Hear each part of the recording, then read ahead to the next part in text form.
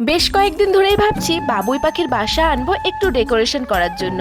তাই যেমন ভাবনা তেমন কাজ, বিকালবেলায় বাড়ির পাশেই বেরিয়ে পড়লাম। আর এখানে প্রচুর প্রচুর বাবুই পাখির বাসা পাওয়া যায়।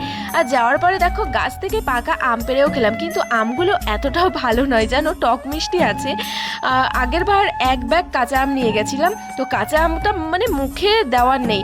বলেছিল আমাদেরকে নিয়ে যেতে, বলছে যত খুশি তত নাও। এবার এনে তো সে কি জ্বালা যন্ত্রণা, খাওয়াও যায় না কাঁচা আম, না চাটনি করে খাওয়া যায় না আচার করে খাওয়া যায়, এত পরিমাণে টক।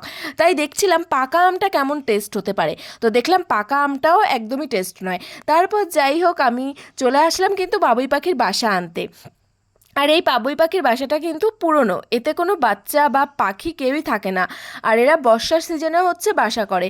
আর তোমাদেরকে বলবো, যারা বাবুই পাখির এবার বাসা দেখবে আমার জন্য কিন্তু নিয়ে আসবে।